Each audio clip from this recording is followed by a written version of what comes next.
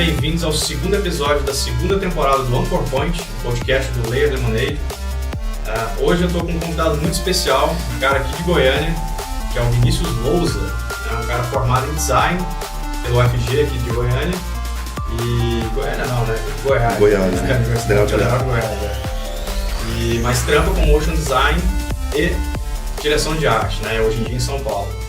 Hoje eu tô sem o Lameck Félix aqui, porque a gente tá gravando isso pessoalmente. O Vinícius veio de São Paulo pra Goiânia aqui só pra isso, mentira. Na verdade, o Vinícius veio pra Goiânia e eu grampeei ele aqui pra gravar pessoalmente, então acaba que o Lameck não deu pra participar aqui dessa gravação, vai ficar só eu e ele aqui mesmo. Mas tá passando de bom. E aí, Vinícius, tudo zen? Tudo certo, cara. Muito legal estar aqui participando. Vou aqui falar a minha experiência, o que eu aprendi nessa jornada aí. Vamos lá, então. Então é o seguinte, para começar, vamos bater um papo aqui mais sobre início de carreira mesmo, pra galera saber quem é você mesmo, né? Com o que você trabalhou e como que você começou nessa área de motion, porque tu trampa com After, tu trampa com Photoshop, tá muito bom em montagem, né? Sim. E tu trampa também com cinema 4D. Sim. Né? Então como é que tu começou com motion? Da onde que você veio e como é que você entrou nessa área de motion design? Cara, na faculdade eu já curtia muito animação, já assistia muito MTV, gostava muito daquelas animações extremamente piradas e eu, não, é isso que eu quero fazer isso aí. Né? Quero fazer essas brisas aí muito loucas. Muito louca, né? E como eu não desenho, assim, muito bem, eu não sou um exímio ilustrador, eu comecei a fazer muitas colagens e tal, até um estilo que meu início de carreira eu explorava bastante. Então eu comecei a pirar nessas paradas aí de colagem e tal. Aí me formei e aqui em Goiânia eu busquei algumas produtoras, tal, apresentei meu portfólio. Ainda não tinha nada de animação. Era puro design. Eu não sabia nem After, não sabia nada. Isso foi em que ano? Só pra eu me situar aqui. Cara, 2006. 2006? 2005, 2006, por aí. Cara, quanto tempo? 2005? Eu sou péssimo em matemática. 2005. Faz quase 12 anos já. Quase 12 anos. Você tá com bastante tempo de casa, né? E aí uma produtora me acolheu e achou legal lá minhas paradas que eu fazia. E aí eu comecei como editor, um universo um pouco mais fácil, assim, de começar. Comecei editando algumas coisas e aí eu tinha que capturar tal, ainda era aquela questão de... não era digital, era uma questão analógica, captura... Você trabalha com Final Cut? Final Cut, tinha que capturar na... Aquilo era chato pra cacete, velho, eu fiz isso demais. Tinha que capturar na mini DV. E aí eu comecei a fazer umas coisas, e aí tinha que fazer algumas paradas de recorte tal, colocar uns fundos tal. E aí eu aprendi o Combustion primeiro. Olha, Combustion. Nossa, e aí fazia algumas coisas. Eu cheguei a fazer uns vídeos de motion no Combustion, mas era o workflow dele é muito diferente e não dava pra trabalhar com motion. E aí lá dentro tinha um cara muito bom de After, e eu fui trocando uma ideia com ele e fui pegando algumas coisas.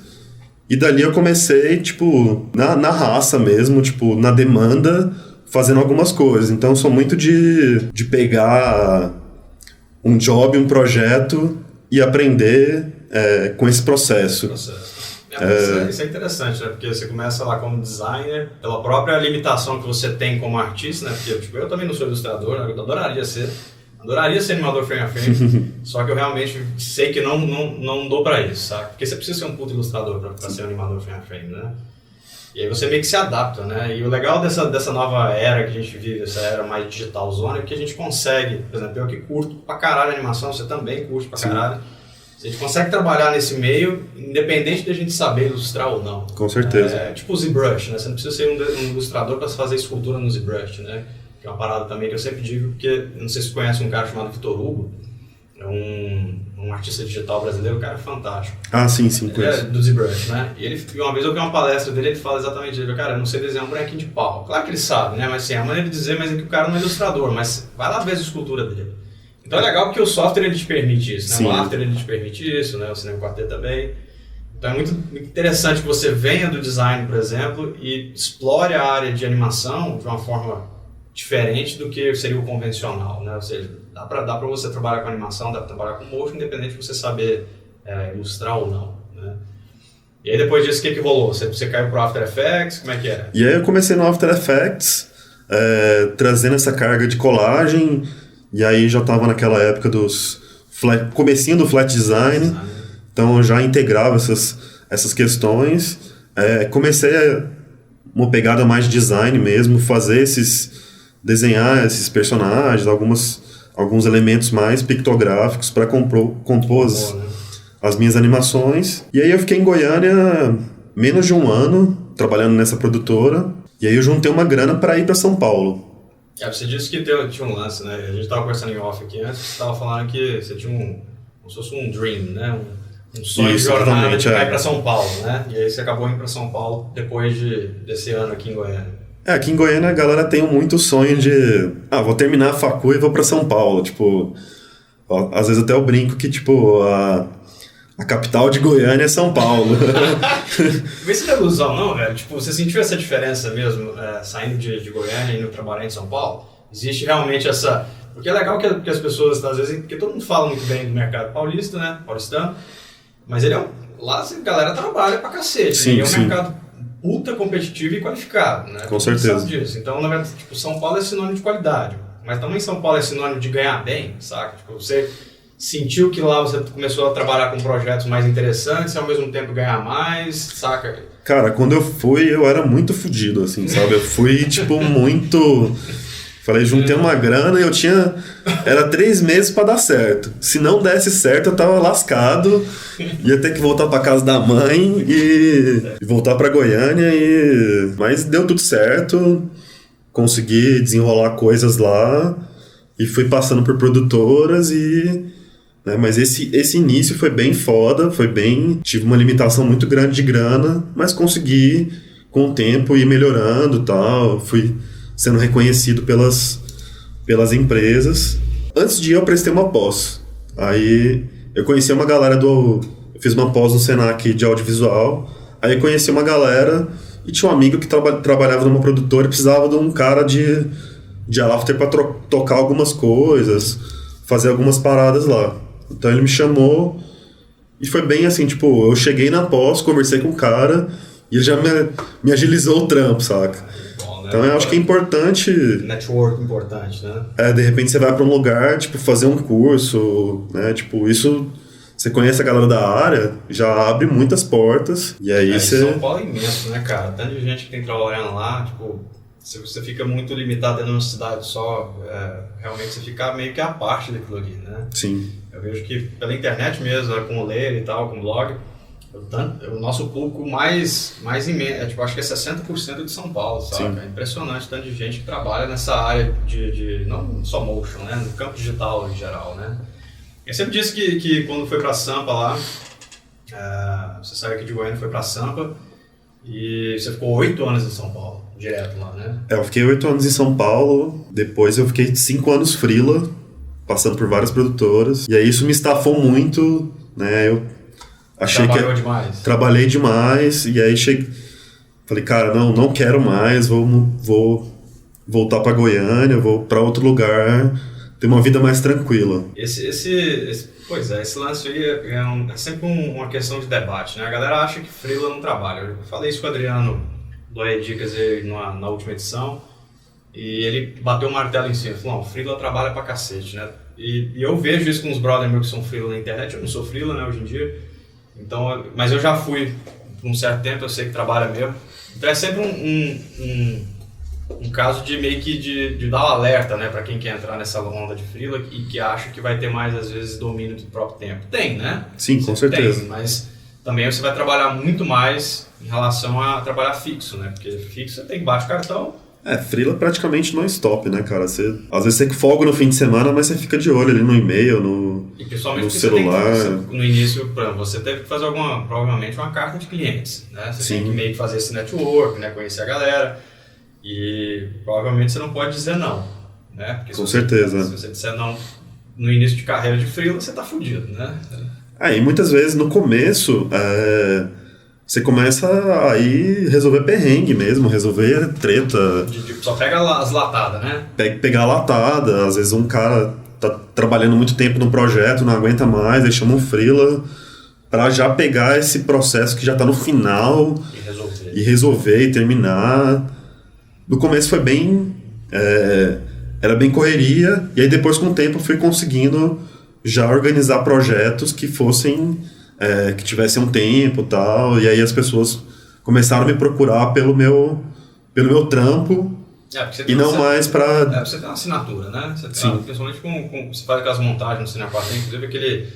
para quem não viu aí, que veja, vou deixar o link aqui abaixo, aqui pelo menos no YouTube, não sei se o SoundCloud vai dar para fazer isso, eu vou deixar aqui o link do Love Machine, né, que você participou. Love Machine, que é um projeto colaborativo, e você, em 3D, você usa aquela pegada meio de recorte que você costuma fazer lá, você faz no 3D, sabe? Então, tipo, é uma assinatura que existe ali, sabe? Com certeza. Tem esse lance, você olha e fala... Quando você me mandou aquela animação, eu lembro que quando eu montei a timeline toda e dei um play pra assistir, eu chamei os meninos pra ver, né? Na hora que chegou na parte lá, o Tara falou assim, essa parte é do Vinícius? Eu falei, essa parte é do Vinícius, não tem como não saber, né? Então essa assinatura acaba também trazendo o cliente, né? Quando você tem essa pegada mais específica, assim, né? Eu acabo ficando numa coisa meio híbrida, assim, né? Tipo de colagem, com 3D, com motion, com flat. Eu gosto muito desse hibridismo, dessa mistura, né? E é muito pelas referências malucas que eu tinha da MTV, de gostar atualmente do design lá dos motions lá da Alemanha, que eles também têm essa pegada de fazer uma parada tipo em 3D, mas colocar umas texturas mais doidonas, mais fora da casinha. Como é que você cobrava quando você estava de freela lá em São Paulo essa primeira vez? Você cobrava por projeto ou cobrava por dia? Dia, hora? Como é que era isso? Cara, a maioria dos projetos eu fechava por semana. Pra mim foi uma equação legal, assim. Era semana de trampo? Semana de trampo, e aí... 8 horas por dia? Nem sempre, né? 8, você passa, né? Umas 10, 12... Nossa, até pra caralho por dia, né? 12 horas por dia. 14, 16, aí vai... Mas... É porque a galera pergunta muito disso, saca? Eu evito um pouco falar sobre valores propriamente ditos nesse assunto, porque às vezes quando eu estou fazendo algum tipo de live com alunos do curso de Motion, né, os caras perguntam muito e eu não falo, cara, eu não falo preto no branco a precificação das coisas, porque varia muito, né? Tipo, lá em São Paulo você vai cobrar um preço, aqui eu vou cobrar outro. O preço que você cobrava em São Paulo você não consegue cobrar em Goiânia, você sabe disso, né? Então, tipo, mas esse método de cobrança eu acho interessante, que aqui a gente sempre cobrou, aqui na produtora, sempre cobramos aqui no estúdio o projeto, né? Porque parece que em Goiânia funciona assim. Sim. A gente não consegue cobrar dia de trampo, hora de trampo, ou então, por exemplo, semana, que eu nunca tinha ouvido falar nisso, em cobrar por semana, é uma boa isso aí. Então é legal você trazer isso aí também, porque é uma forma interessante. E como é que você faz esse cálculo aí? Cara, na verdade eu tinha várias... eu tenho meu valor por dia, por semana e por mês. E ele varia de acordo com... E aí varia, tipo, um dia proporcionalmente é mais caro do que a semana. E num mês eu consigo dar um desconto, né, ali, reduzir um pouco o valor para fechar o pacote. Entendi.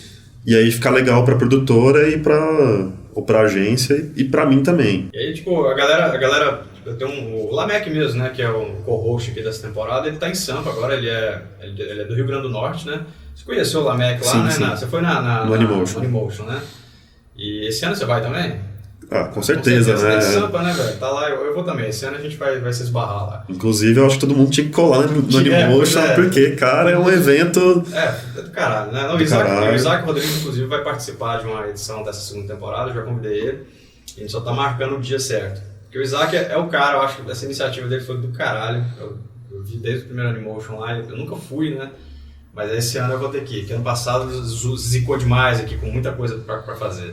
E você conheceu o Lamec. O Lamec ele é um freelancer lá do Rio Grande do Norte e caiu pra Sampa. Sim. Ele foi com a cara e a coragem e tá lá, né? Tá lá funcionando e tal. Então, assim, dá pra fazer esse movimento, né? Não quer dizer que você vai ficar rico, não é isso, né? Porque São Paulo realmente você vai ter que trabalhar. Né? Você vai, lá o negócio, o bicho pega, né? Se você não tiver a fim de trabalhar, não adianta ir pra lá, né?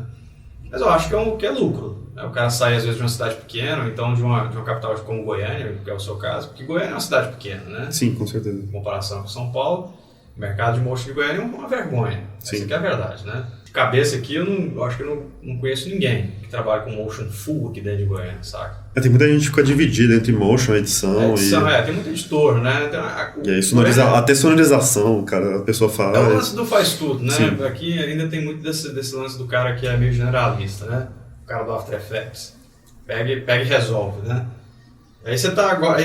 Depois dessa parte de você ficou 8 anos lá em Sampa, né, desse lance dos freelas aí, você meio que voltou pra Goiânia por causa da sua esposa, né?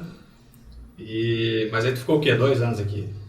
Minha esposa passou um doutorado aqui no mestrado, desculpa, aqui em Goiânia, e a gente veio pra ela pegar as aulas e tal.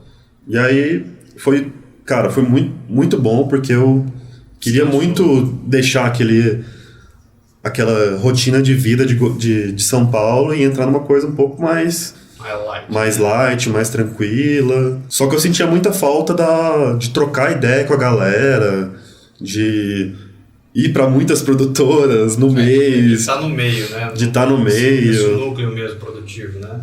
Porque você vai para muito lugar que tem muita gente foda, assim, sabe? Você vai para algumas produtoras que hoje em dia os caras estão na gringa e tal. Então, tipo... É uma galera que tá muito empenhada em fazer, tipo, o melhor trampo, saca? Esse tipo de contato é bom, né? E aí tem muita troca e tal. E até legal, assim, pra desmistificar, tipo, toda essa... O cara é foda e ele não vai ser, tipo, super acessível. Tem uns caras que não são, né? Mas a grande maioria não é assim. Eu experimento isso na pele aqui, entrevistando essa galera foda aí da indústria de motion, até de VFX, né? De animação também, frame, design também. Porra, indústria digital, né, resumindo. E os caras não tem dessa não, velho. O cara só não vai te dar entrevista, não vai te dar trela se ele estiver muito ocupado. Que é uma coisa, inclusive, que o Alexander Sarahovsky fala muito, né? Sabe o Alexander, Sim. né? Ele fala, velho, tipo, dificilmente você vai encontrar um pau no cu aí nesse meio nosso, saca? Se o cara não tá falando com você no Facebook, velho, é porque ele tá ocupado, saca? É só isso. Mas você é um cara que preza muito por isso, né? Então... E assim, eu vim pra cá e comecei trabalhando de casa e falei, não, preciso ir pra um lugar.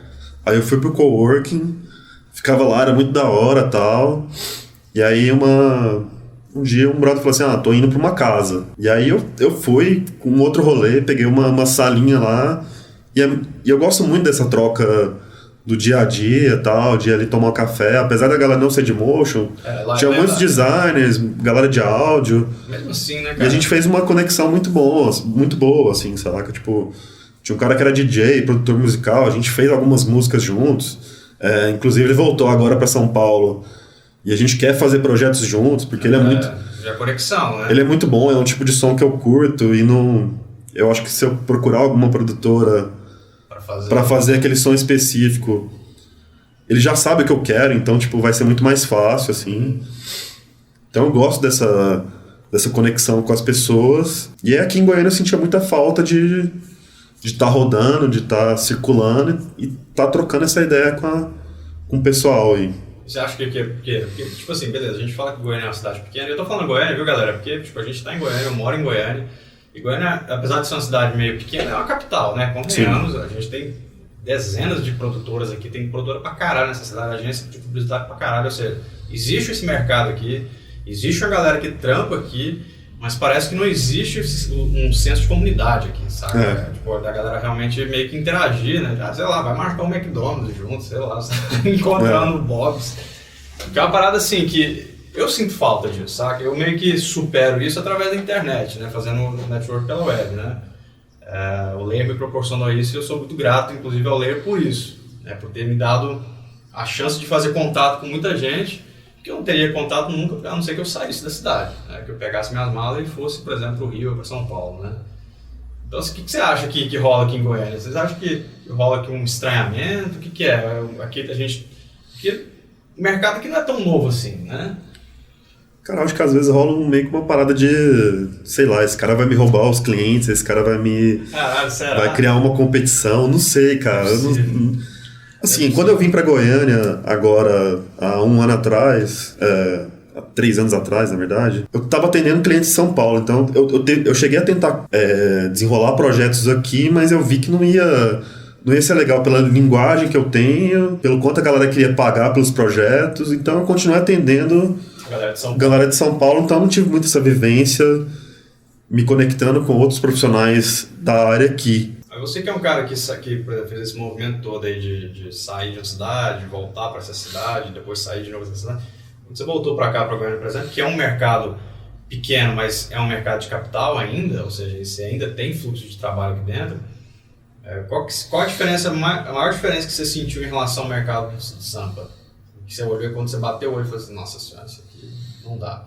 Porque é o tipo de projeto, é o orçamento, saca? Porque tem várias variantes aí nesse sentido, que a galera às vezes tem muita gente que obviamente precisa se sustentar, todo mundo precisa ganhar dinheiro de algum jeito, né? Sim. Mas tem muita gente que às vezes acha que sei lá, ir para São Paulo, ir para o Rio, ir para Belo Horizonte, que são esses grandes centros maiores assim, você vai ganhar muito dinheiro porque lá o mercado é muito especializado, então lá é muito mais caro, né? Mas em contrapartida você trabalha muito também lá. Aqui você, com certeza, aqui em Goiânia você trabalha muito menos, por exemplo. Sim, né? com certeza. O mercado é mais moroso, né? Mas eu lembro de você comentar comigo uma vez que tinha um lance até de planejamento dos projetos, que era meio zoado aqui, tipo, bagunçado pra caramba.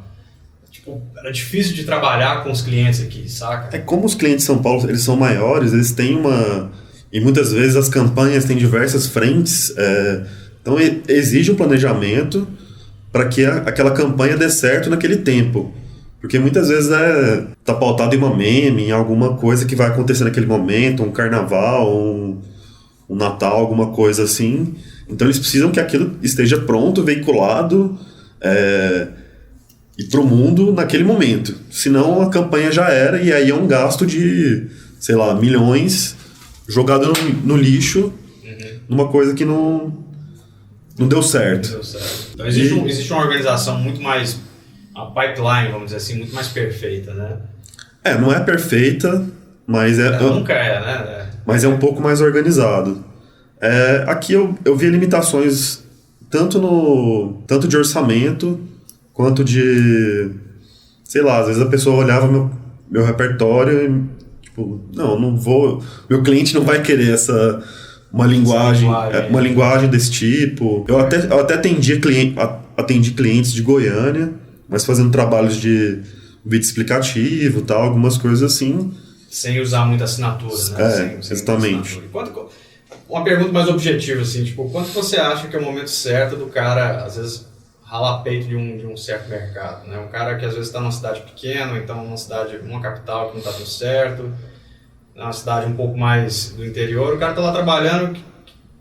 Para você que já tem essa experiência de bate e volta aí, de sair de um mercado para o outro, quanto que você acha que seria um momento certo desse cara se antenar e vazar? Cara, eu acho que essa experiência primária no mercado menor é muito boa. Porque você vai, sei lá, você faz alguns vídeos de varejo, alguma coisa assim, você pega experiência, agilidade, pega ritmo, né? Pega ritmo, então você vai fazendo aquilo muito rápido e para quando você chegar nesses mercados, você já tá com esse timing de velocidade. Que lá precisa, né? Sim, e aí aproveitar bem esse momento para testar, para fazer algumas coisas. Então você vai ali fazendo os vídeos mais simples naquele momento, mas vai chegar numa hora que você vai, cara, aquele videozinho de varejo, aquele videozinho simples para internet, para o Facebook, não tá me satisfazendo. Não tá satisfazendo mais, tá? Eu preciso aprender mais, colocar um 3D, colocar novas linguagens naquilo. E aí eu acho que sim, é a hora de você buscar um mercado maior para você realmente evoluir. Até ganhar mais também, né? Ganhar mais e tal. Porque tem mercados que não absorvem, né? Esse que é o negócio também. Às vezes o cara tá numa cidade pequena e ele fica tão bom no que faz que o mercado que ele tá não paga mais ele. Sim. Eu conheço, não lembro o nome do cara agora aqui, que um dia comentou comigo, cara, os caras não conseguem mais me pagar, eu vou ter que sair da cidade. Eu falei, sai da cidade. Se você tem um profissional competente a esse nível, velho, você não tem que ter medo, não. O lance aqui também tem, o cara tem que ter um pouco de contato, né? Ele não pode, bom, até pode, né? Mas é meio perigoso sair com a cara com a coragem, né? O Jardim Rocha fez isso, né? De sair com a cara na coragem, mas ele fez uns contatos antes, né? Agora tá lá na Lecube, lá na Argentina, lá descendo a lenha, lá. Mochileiro, colocou a mochila nas costas, vazou pra Colômbia, da Colômbia desceu pra Argentina, né? Eu vi muita gente fazendo esse fluxo de ir para outros mercados no mochilão mesmo. Eu acho que essas pequenas migrações elas vão te dando uma carga de vivência muito boa. Até mesmo quando eu voltei para Goiânia, isso me transformou muito. E agora, quando eu voltei para São Paulo há um ano atrás, eu tô muito mais desapegado a um monte de coisa e muito mais focado em fazer um trampo específico, muito mais... Não tão na correria, sei lá... Não tá mais dentro daquela loucura, né? O projeto tá lá cantando, tá lá comendo. Você tá mais relaxado. Eu tô lá relaxado. É uma grande sacada também, né? Você, às vezes, tá dentro dessa batedeira que porra, né? Fazer motion é legal, trabalhar com isso é legal e tal, mas tem hora que a gente, né, passa uns perrengues aí com prazo e tal, e é canseira, velho. Se não cuidar da saúde, a gente vai pro pau, né? E às vezes o emocional e a sua concentração, você trabalha demais num dia, chega no outro, você não tá tão motivado, tão descansado para produzir bem. Então você tem que pensar muito nesse, né, tipo, então vamos lá, você precisa fazer uma diária longa, vamos focar e vamos debulhar aquilo, mas tem que saber a hora de parar, ir para casa, descansar, tomar uma breja. Que é, né, da lei. Sim, e tá preparado pro próximo dia para ele também ser de boa, ser tranquilo e tal. Isso é uma das coisas que a galera às vezes me pergunta muito, né? Eu sou muito chato com esse lance de organização, saca, de fluxo de trabalho. Eu sou chato pra caralho mesmo. Mas é porque foi uma coisa que eu saquei desde o começo nessa área de publicidade, de edição e tal, né? E depois, por extensão, o próprio motion design, né? Que se você não se organizar, você enlouquece no meio de um job. Isso na edição é verdade, né? Isso no motion é verdade, isso na agência de publicidade é verdade, numa produtora é verdade. Então a galera me pergunta muito como é que faz para organizar e tal, como é que você, né, gera um dia produtivo, porque eu paro de trampar às 5 horas da tarde todo dia, não tem dessa. Mas, velho, eu sou muito produtivo, eu sento e trampo, e eu saio daqui e vou jogar videogame. Então, tipo, tem dias que você vai trabalhar até mais tarde? Claro, tem dias que tem várias vezes que eu já fiquei até 9 horas da noite dentro do estúdio, né? Tem jobs e jobs, sim, né? Sim. Mas geralmente a gente fica até mais tarde quando o cliente começa a dar rato. Cara, assim, eu não curto muito trabalhar, eu não curto muito chegar cedo. Eu sou meio meu horário bom é de tarde pra noite, assim, saca? Então eu começo a trabalhar, sei lá, 11 e paro 9, tipo, 10, estourando, assim. Que eu acho que já é demais. Uhum. Então 8, 9 eu tô... Então você tira um pouco da manhã ali pra ficar mais live, depois você vai... eu acordo tarde mesmo. Eu gosto de acordar cedo. Mas, é porque eu acostumei, né? Eu acostumei com esse lance de acordar cedo e tal. É uma questão de costume mesmo, né? Mas, tipo, é porque eu gosto da parte da noite de ficar à toa mesmo, saca? Eu sempre detestei, quando eu não trabalhava nessa área, por exemplo, eu sempre trabalhei muito em mercado de turismo, né? Não sei o quê, onde você não tem paz, saca? Você trabalha de segunda a segunda, porque é turismo, né? E tipo, você sai, eu tinha loja, não era lojista, então tipo, você sai da loja às 11 da noite, 11h30 da noite, para acordar no outro dia às 7 da manhã, então você já chega para dormir. Eu sempre detestei esse negócio de chegar para dormir, saca? Então, quando eu vim para essa área, assim, eu falei, não, aqui eu vou me organizar de um jeito que eu vou... Aí eu falei, não, eu quero chegar em casa e ter tempo para ficar em casa, ficar assim, saca, olhando pro teto. Eu falei, não, eu preciso desse negócio, saca? Então eu chego em casa, tipo, 5... Eu moro aqui na frente, né? No prédio aqui na frente, então ficou mais fácil ainda. Eu saio daqui a pé, dou uma volta no quarteirão ali, subo o elevador, tô em casa, sento, abro ali minha cerveja, então tomo ali meu café, meu suco, e fica ali, velho, faz o que tem que fazer, vai brincar com o filho, vai fazer os negócios. Um tipo de organização que eu me esforcei muito para fazer, inclusive, me esforcei muito até para os meninos aqui no estúdio entrar nessa. Porque a galera vem da edição, né, que é uma loucura, né? Os caras viram noite, viram fim de semana e não estão nem aí. E não precisa, né, velho? Se você se cuidar um pouco ali, você consegue gerar um fluxo de trabalho do dia, como o seu, por exemplo, começa às 11 horas da noite, vai até 10 horas, vai até 9 horas lá, velho. Se você gosta de trabalhar de tarde pra noite, manda bala. Se você gosta de trabalhar de manhã como eu, vai até certa hora. Claro que se você trabalhar com carteira assinada, não vai ser tão fácil assim, né? Sim, dominar esse horário, né? Mas pelo menos quando você é um freela, talvez você consiga fazer isso de uma forma um pouco mais flexível. Mas tem que trabalhar nesse horário. Com certeza. Você tem que produzir. Se não produzir, vai ter que... Eu também sou bem rigoroso com esse horário. Eu tento não passar dele, não tipo, chegar muito tarde, para também não ir embora muito tarde. Porque senão você extrapola pro outro dia, fica meio que sobrando as rebarbas pros dias seguintes, né? E pra mim o problema sempre foi esse, saca? É tipo, se eu trabalhar até muito tarde, amanhã eu vou chegar no mesmo horário, ou seja, eu vou ter que acordar cedo amanhã do mesmo jeito. Ou seja, aquelas 2 horas que eu trabalhar a mais, eu nunca mais vou recuperar elas. Sacou? A não ser que eu chegasse 2 horas mais tarde amanhã. Só que daí, pro trabalho que às vezes eu tenho na ilha, eu não posso fazer isso. Eu não posso perder essas 2 horas da manhã por causa desse trânsito, por causa daquilo que eu fiz ontem. Então, foda-se, vai embora. E aí você meio que perde essas 2 horas, as 3 horas ou 4 horas, nesse embolelê, né?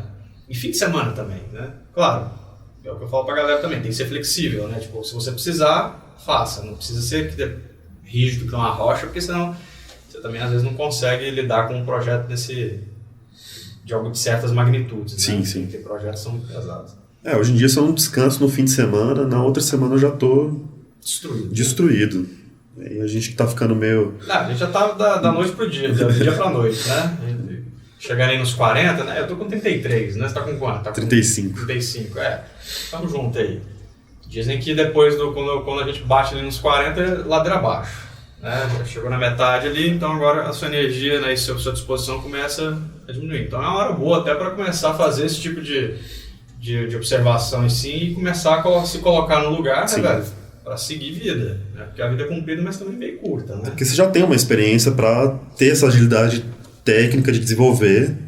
E é até aquilo que você estava falando, assim, a pré-produção é muito importante. Eu aprendi com esse tempo eu já fiz muito trabalho sem pré-produzir e sair fazendo, e no fim o resultado não é satisfatório, não é legal. E a pré-produção, realmente, você gasta um tempo concebendo a parada, organizando, fazendo o cronograma, para no meio do projeto você conseguir ir executando aquelas partes e chegar no resultado que você quer realmente. Sem enlouquecer, né? Sim. Esse é a sacada, né? Uma das coisas que eu sempre falo muito pra galera é isso, né? Tipo, velho, perde o tempo. Inclusive uma coisa que eu escuto muito da galera que é tipo os high-end aí, né? Quando eu assistia tutorial pra caralho na época que eu tava aprendendo, os caras sempre falavam isso, velho, preze a organização, nomeie as coisas, organize aqui, faça esse processo. Parece que você tá perdendo tempo, mas você não tá perdendo tempo, você tá ganhando tempo lá pra frente. Né? Porque senão depois você entra no projeto no meio da zorra, né? Você imagina você passando por pegar um projeto de um cara desorganizado. O inferno que deve ser. Eu já abri projeto meu antigo aqui, cara, do After. Dá dó, velho. Você não acha nada. Você não acha nem a imagem de JPEG que tá na sua frente, você não consegue achar na timeline. Então, tipo, até coisas pequenininhas como nomear um arquivo, cara, faz diferença no seu fluxo de trabalho, né? Você tava falando que agora você voltou pra Sampa, né? Há 2 anos agora, né? Vai fazer 2 anos já? Não, 1 ano agora. Vai fazer 1 ano, né? E agora tu tá trampando numa empresa de games lá, né? Quando eu tava me mudando pra São Paulo, conversei lá com a minha esposa lá e tal, vamos voltar pra São Paulo por N questões. Surgiu essa oportunidade de entrar em contato comigo, uma empresa de games. Falei, cara, será que isso existe mesmo no Brasil? E aí eu já tinha trabalhado com TV, com publicidade, com conteúdo, com projeção mapeada. Falei, games, né? Por que não games, né? Mais uma figurinha aí no... E aí eu fui pra lá, pra essa empresa de games. Cara, é um outro... Eu trabalho dentro do departamento de marketing da empresa,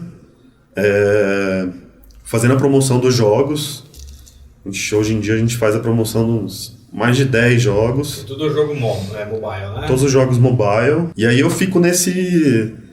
Como eu também sou diretor de arte, eu faço algumas coisas para embalagem, produzo algumas imagens para as lojas e aproveito isso para criar os vídeos promocionais para os games. O que eu queria te perguntar era assim, qual que é a maior diferença que você acha nesse nicho que você está trabalhando, saca? Existe uma diferença muito grande em trabalhar com publicidade e trabalhar, por exemplo, numa vibe dessa de games? Porque você não está fazendo animação in-game, né? Eu não faço animação in-game. Você não está fazendo animação in-game, você está fazendo animação publicitária do game. Né? Existe alguma diferença entre trabalhando nessa área específica? Porque a galera esquece que game é animação. Eu bato muito na tecla sobre isso, porque muita gente me pergunta quais são as alternativas de mercado para o motion. Velho, tudo que tiver tela tem motion. Essa Sim. É o resumo. Então, games, cara, que a gente estava até falando isso aqui em off, né? Que é a indústria que mais paga bem, né? Que melhor remunera o artista digital, em todas as esferas hoje em dia, é um puta do mercado para ser explorado Com por certeza. nós. Né? Para você entrar lá e fazer o que você está fazendo, por exemplo, que é a publicidade dos games, ou então para você entrar lá para fazer animação de interface dos games, né? Que no caso do motion seria usado para isso. Né? Então, o que você acha que tem de vantagem de trabalhar num lugar desse, saca? Cara, a indústria dos games, ela tá dentro da indústria de tecnologia, né? Então, assim, a publicidade tem uma lógica muito mais de criar campanha e executar aquilo no menor tempo possível, naquele prazo estabelecido. A indústria de games é muito... A gente testa muito, tudo é database, tem departamentos lá para ver a retenção, a gente consegue ver o quanto a pessoa assistiu daquele vídeo no Facebook. Então tem tipo várias ferramentas para a gente entender quem está vendo e produzir uma parada para aquela pessoa, para aquele nicho específico de aquela galera específica, e aí acertar. E aí é muito doido, porque a gente começa com um vídeo muito simples, quase praticamente um monstro do que vai ser. Pra mim, como motion, era muito estranho, porque eu sempre... Só fazendo uma adenda aqui, segura aí. Pra quem não sabe o que é monstro, tá? É um termo de edição que é como se você montasse um boneco com um monte de imagem aleatória, né? Pra formar um exemplo do que é o produto final, né? A gente chama de monstro ou boneco, né? Você pega um monte de vídeo random na internet e monta como se fosse um vídeo... É um vídeo de exemplo mesmo, né? Pra você mandar pro cliente, por exemplo, olha, é mais ou menos isso aí que a gente vai fazer, saca? Aí depois com as imagens de verdade capturadas, né? Então o monstro seria isso. Então vocês fazem quase um monstro do... A gente faz quase um monstro desse vídeo, né? A gente pega imagem nos bancos, imagem dos games e vai misturando e faz uma coisa ali, tipo, minimamente aceitável. Cara, pra mim no começo isso era muito estranho, assim, sabe? Eu sempre sempre quer começar fazendo o melhor. Fazer o projeto, quer sempre fazer o melhor projeto, e aí, tipo, não, você pode fazer o mínimo, saca? Tipo, era muito estranho. E aí depois vai melhorando? Como é que é? E aí depois você vai... Tipo assim, às vezes você testa uma ideia que, tipo, não, isso aqui não foi bem pro game, não deu download específico. Porque são chamarizes, né? A pessoa não baixou o game, não baixou o app, então a gente meio que descarta a ideia. Então a gente pega aqui, faz um vídeo, às vezes 2 horas, eu faço 3 horas, eu faço um vídeo, um monstrão, já testa, e aí deu o resultado, a gente vai melhorando. E aí a gente tem, dentro da equipe, ilustradores, tem um cara de modelagem 3D, tem uma equipe que faz simulação de Unity, pega os próprios assets dos jogos e coloca uma renderização mais pesada. E aí eu acompanho também esse processo aí, porque às vezes eu que vou finalizar, vou colocar algum elemento de HUD, fazer uma HUD fake, de repente deixar o vídeo mais chamativo e com uma cara mais high-end, assim, saca? Você tava falando, inclusive, que uma das paradas legais de trampar num lugar desse é porque, tipo, a gente não vai falar o nome da empresa aqui, né? Mas como a indústria de games é uma indústria rica, né? A gente sabe disso. A de publicidade também tá, galera? Não tô falando que não é, mas é porque a de games tá meio como se fosse um ponto fora da curva hoje em dia, né?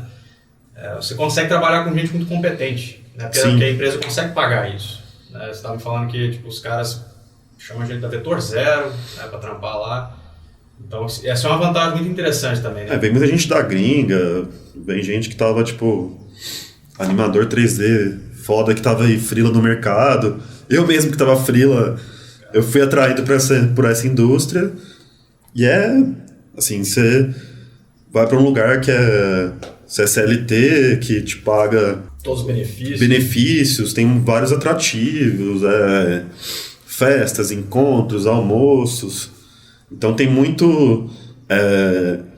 Eles trazem muito dessa... Né, da Apple, do Facebook, os donos, os CEOs lá, eles viajam para outras empresas para trazerem experiências que deram certo para aplicarem na empresa. É como se fosse uma que os caras tentam implantar na filosofia da empresa, né? Os caras tentam implantar, né? Que é uma coisa mais light, né? Mais descontraída, né? Não sei o quê. E deve ser do caralho, velho.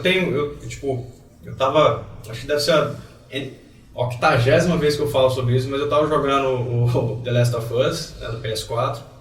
Finalmente tive a oportunidade de jogar esse jogo, não consegui jogar no PS3.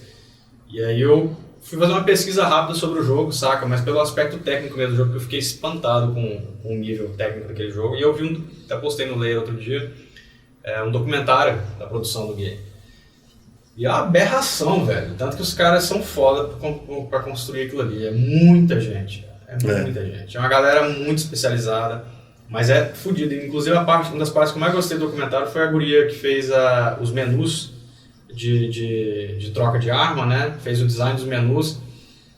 Design de interface a guria fazia, né? E ela contando quão trabalhoso é você criar um menu de um jogo, saca? Baseado na ideia do diretor, é claro, né? Porque o diretor lá ele queria que o jogador não parasse, que o jogo não pausasse, né? Esse aqui era o problema que ela tinha que resolver. Então esse era o problema dela, né?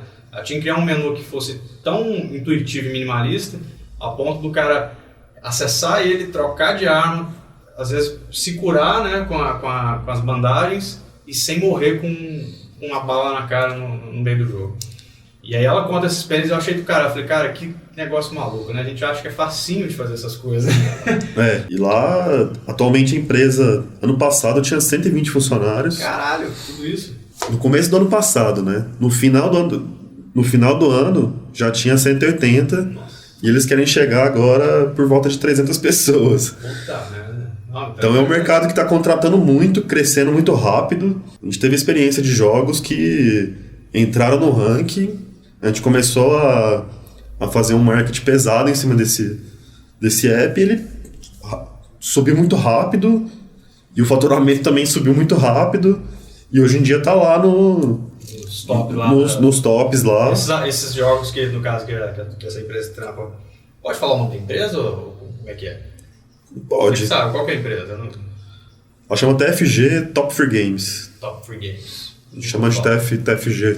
Cita um jogo deles aí. Lá tem um Sniper. Mas é jogo mobile, né? É tudo mobile. Eu não jogo um jogo mobile, então sou meio noob nessa história. Mas é game que você encontra na Google Store e na Play Store, né? E na Apple Store, né? Na lojinha do iPhone, né? Pra Mac também não, né? Só pra mobile mesmo, né? Só pra mobile e agora começou algumas... dentro do Facebook tem alguns joguinhos e aí... esses joguinhos do Face lá, né? Pode ver. Jogos do Face, tem também pro mercado asiático, WeChat, tem na Rússia, que é outra viagem. É outro mercado, é totalmente diferente. E aí tem uma coisa muito doida também, que às vezes você faz um ad pro Ocidente e se promove ele lá na Ásia e tal, ele não vai bem. Aí você pega a mesma montagem e faz um novo tratamento nos letterings, coloca tudo em 3D, com bastante luz, efeitos visuais e tal. E aí os caras chove download. Cara, mas isso aí é uma das coisas mais sérias que existe. Porque marketing é psicologia, né? Não tem jeito. Propaganda é psicologia. Ela tem que... O marqueteiro, assim, genial, que vamos falar do Steve Jobs aí, por exemplo, que é um cara que conseguia conversar com o mundo inteiro, por exemplo, é o cara que entende a psicologia de uma região, vamos dizer assim, de um povo, né? Uma das coisas mais interessantes de se reparar, por exemplo, já que a gente está falando de games, é como um nome muda de um jogo quando vem do Oriente para cá ou quando sai daqui para lá. Né? Tipo, por exemplo, o japonês não gosta de shooter, eles não gostam de jogo em primeira pessoa, por isso o Xbox não vai bem lá. O japonês não gosta de jogar em PC. Eles não gostam de jogo em primeira pessoa, essas paradas de point and shoot, Counter-Strike, essas coisas. Gostam de jogo de luta, fliperama, RPG pra caralho, né? Jogo de aventura, essas coisas. Então, é um tipo de público muito específico, né? Então, todo o marketing para esse público é diferente. Tipo, quando a Nintendo vem para os Estados Unidos, o marketing deles é muito mais agressivo. O personagem tem que ser mais cara fechada, mais, saca? E quando vai para lá, não. Lá tem que ser mais light, né? As capas dos jogos mudam. Lá é bem mais causado, tipo, muita cor, muita coisa, tipo, nos vídeos mesmo eu faço muita transição, e aí eu adoro fazer vídeo asiático porque eu posso fazer umas doideiras, e aí os caras, tipo... E aí como é tudo database, às vezes a gente sabe se o vídeo foi bem, e às vezes vai muito bem, Falei, caraca, é bem legal, assim. Começa a entender o mercado dos caras. Né? Isso é um negócio facinho de estudar. Se vocês pegarem um pouco de história aí de games, vocês conseguem ver o tanto que, por exemplo, o Sonic mudou quando veio para os Estados Unidos, né? Porque o Sonic foi planejado pela Sega of America, né? Então ele tinha que ter aquele visual mais agressivo para pegar a galera dos Estados Unidos, porque o Mario não pegava muito porque ele era muito light, assim, né? Muito boa praça e tal. E eles queriam uma coisa mais agressivona para pegar a juventude, vamos dizer. Então esse lance que você falou é interessante por isso, porque realmente existe uma diferença muito grande na hora de você criar uma peça para a mobilete passando, uma peça para um mercado específico do Brasil, por exemplo, o mercado asiático, né? E hoje em dia também a gente tem a China crescendo muito, inclusive a gente tem muitos motion designers aparecendo lá com qualidade visual muito... Os caras são brutos, viu, velho? Muito boa, assim. O Somei é um, né? O Somei a gente entrevistou, o Somei Cara, o cara é um alienígena, aquele moleque, viu? E ele é moleque, cara, aquele cara.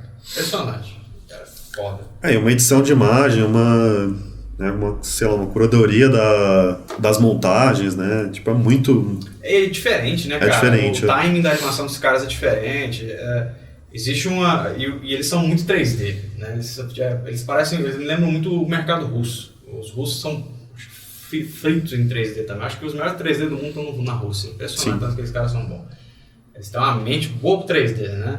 Quando a gente vai baixando ali para Londres, para aquela parte da Inglaterra, Espanha ali, a gente já começa a ver mais flatzão, mais textura, né? Frame a frame. Mas quando você começa a subir para lá, você começa a ver os 3Dzão. E eu Somei, por exemplo, que é um exemplo desses caras aí do Oriente lá, né? Da China. O cara é full 3D, apesar dele ser um puto no animador no After também, que ele tem umas peças do After, mas hoje em dia ele tá fazendo uns negócios de cinema 4D que eu desentendo, velho. É um nível... Beleza, que a gente agora com essa farra que virou de render via GPU aí, né? Sim. Ficou facinho você criar, facinho assim, entre aspas, né? Criar esses render esteticamente fodas assim em pouco tempo, né? Porque antigamente era uma merda, né? Antigamente tinha essa dificuldade de fazer um render legal com pouco tempo de renderização e ultimamente tem usado o Octane e tá... Você tá usando o Octane? Tô usando bastante, cara, tá... É muita diferença, é mais rápido... Você tá com qual placa de vídeo lá? Uma 1080. 1080? E ele responde legal? Responde super bem. Porque eu vejo uma galera aí com umas 3, 4, 1080 e chorando dentro do Octane e eu falo, não é possível, o que vocês estão trabalhando aí com... Que projeto você tá trabalhando? Você tem que aumentar muitos samples pra exigir muito, né? Ter um resultado final bom, mas não sei, às vezes dá pra... Você consegue editar parâmetros lá que não fica tão... Eu pergunto isso porque eu nunca trabalhei com renderizador externo, eu não tive essa oportunidade. E, tipo, meu computador até aguentava. Agora eu tô com um computador novo aqui, vai aguentar mais fácil ainda. Eu tô até curioso, vou pegar uma hora dessa. Eu tô com um R19 aqui, né, o Cinema 4D. E eu fico usando o Physical. Agora, eu não testei naquele novo render do Cinema, eu também não. Cinema 4D, que é o Pro Render, né? Radeon Pro Render, e ele aceita as GTX, né? Então eu tenho que dar até uma testada nele. Mas o Octane é do caralho, então. Cara, tô curtindo bastante, assim, o fluxo da... você coloca uma luz ali, já estuda umas coisas, já fica bonito, assim, saca? Isso é que é legal, né? Esses render baseados em motor físico, né? Vamos dizer assim. É porque você consegue criar essa estética meio motion, que a gente gosta, coloridona e tal, estilizadona, mas fotorrealista. Com certeza. Que é uma coisa que o Somei faz muito. Né? Se você, vou deixar o portfólio do Somei aqui embaixo no vídeo para vocês, se você não souber quem é o Somei, no link aí embaixo. E aí vocês vão entender o que a gente está falando. É muita textura, saca? Parece Memphis Design, mas 3D, saca? Ele é muito foda. Pô, cara, que cara desgraçado. Eu sou fã dele, puta que pariu. Ele é muito bom. Mas aí, ultimamente, você está trabalhando lá nessa empresa lá, você está usando o quê? Cinema 4D?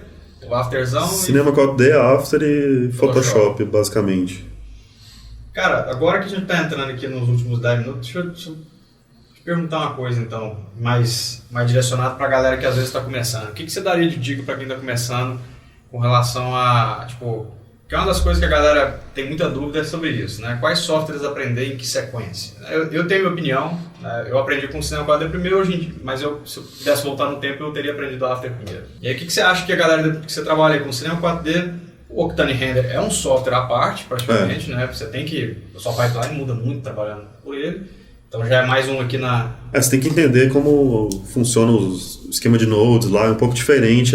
E tem material próprio, né? Os materiais são próprios, não são? Tem alguns materiais próprios e tal. E aí você consegue misturar os materiais. Aí já é uma outra lógica. Como eu já estudei algumas outras coisas em nodes, quando eu cheguei lá não me assustou. Mas, o Kombucha não trabalha com nodes? O Kombucha é linear? Eu não lembro. O Kombucha ele tinha um esquema meio de nodes, mas era como se fosse o esquema do Maya lá, de você organizar umas... Tipo o Expresso do Cinema 4D, que você... Não, acho que não. Não. O Kombucha existe ainda, afinal? Não, ele morreu há algum tempo. Quando você falou do Kombucha, eu falei, caralho, é mesmo, velho, existe software. Mas bom, então você tem aí Cinema 4D, Octane, você tem After Effects, Photoshop, né? Ou seja, você tem praticamente, contando o Octane aí como software, você tem 4 softwares na sua pipeline, né? Você acha que para uma galera que está começando e tal, isso eu sempre falo para a galera que está começando, mas também isso vale também como dica para quem às vezes trabalha full After Effects e às vezes está afim de, sei lá, vou mudar um pouco a minha área aqui, vou aprender alguma coisa. O que você acha, esses caras, galera de motion, deveria aprender assim para dar uma, né, abrir o leque um pouco de opções? Cara, eu sempre falo para a galera começar aprendendo princípios de design ou ilustração, assim, tipo, acho que tem que começar nessa área com esse background um pouco mais de design. Então aí começa no Photoshop já tentando uma finalização mais legal das imagens e depois você vai pro After, e quando você está muito bem no After, eu acho que você pode começar a pegar um Element 3D que é muito, muito interessante para inserir alguns modelos que você até consegue comprar, baixar tal, e texturizar. Você já vai tendo um pouco dessa noção do 3D dentro do After. E depois você vai para um Cinema 4D para... Antigamente fazia muito de pegar um objeto no Cinema 4D, fazer algum movimento lá e jogar para o After para usar como elemento. Há bem pouco tempo que eu tenho usado o 3D como um software, uma parte principal do projeto, para finalizar no After. Mas eu passei muito tempo exportando elemento, usando o Cinema 4D como elemento. Eu acho que é muito bom para você ir pegando o software aos poucos, tal, para na hora que você achar que, agora eu já sei fazer um render bacana, eu vou usar ele como um software principal para fazer o vídeo, animação, tal. E só finaliza, compõe no After. Você estava falando do Photoshop aí, não sei onde que eu li uma vez um cara falando que o After Effects ele era praticamente um Photoshop para vídeo, né? Sim. Ele tinha eles têm muitas similaridades, né? Então se você trabalha no Photoshop e consegue dominar o Photoshop, provavelmente você não vai sentir muita dificuldade no After. Claro, você vai ter que entender novas linguagens, né? Você está lidando com vídeo, com animação, mas o contexto de edição, de máscaras, né? De fazer os modos os blend modes e tal, essas coisas, você meio que aprende em um e no outro e é meio que parecido. Com certeza. São bem parecidos nesse ponto. E realmente eu fazia isso também, esse lance do Cinema 4D, de ficar, sei lá, faz um cubo, exporta em alpha, joga no After, finaliza lá. Às vezes você quer um celular, uma TV, um notebook, uma coisa assim. Tipografia também, tipografia. Cinema 4D. E aí você começa a usar isso como elemento para futuramente você ter mais o pé no chão ali para começar a fazer coisas direto no 3D, assim. Lógico, nunca você vai direto para ele, porque eu acho que precisa dessa pré-produção de, sei lá, de repente ir para o Illustrator para fazer os shapes, para importar no 3D. Também é um processo... É uma cadeia, né? Não existe um software sozinho, né? Isso é uma das coisas que a galera às vezes não entende, né? Porque a gente fala, aprenda After Effects, então, aprende Cinema 4D, mas você não consegue trabalhar num software desse sozinho, sabe? Não tem como. Você vai ter que abrir o Illustrator uma hora para pegar uma logo de um cliente e jogar dentro do Cinema 4D. Sim. Né? E pode parecer muito simples, mas não é.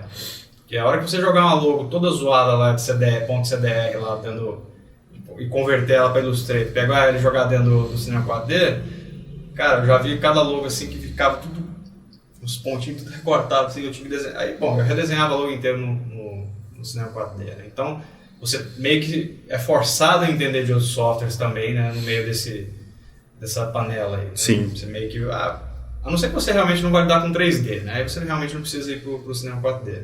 E até nesse ponto que eu acho que a formação do motion designer, ela leva um tempo.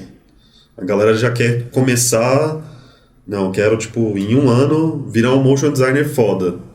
Cara, não dá. Você vai ter que aprender essa parte da pré do design e depois ir aprendendo os outros softwares. Vai levar um tempo. Animação, né? Que é um negócio... Animação. Um processo complicado.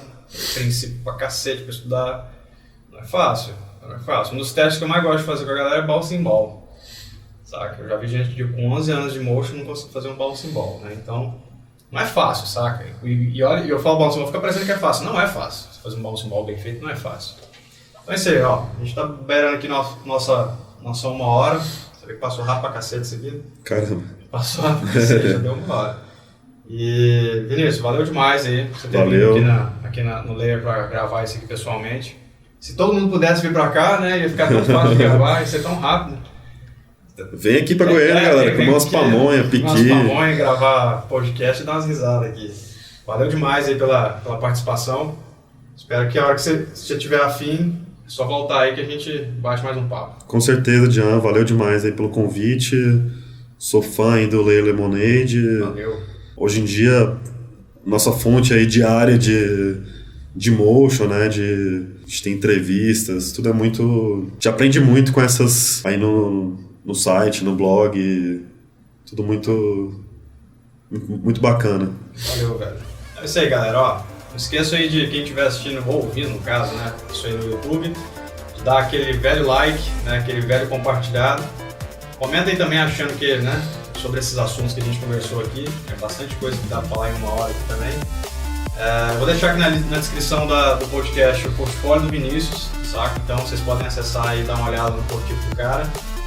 E no SoundCloud eu não sei se isso pode ser feito lá, então vamos ver, né? Se der, vai estar lá. Eu acho que dá sim, eu acho que vai dar. E se não tiver também, põe no share, lá, né? No post compartilhado. Então é isso aí. Essa foi o nosso 2º episódio da 2ª temporada. A gente se vê no próximo episódio. Valeu, Vinícius. Valeu demais aí pelo convite. Valeu, galera. Até o próximo. Tchau, tchau. Valeu.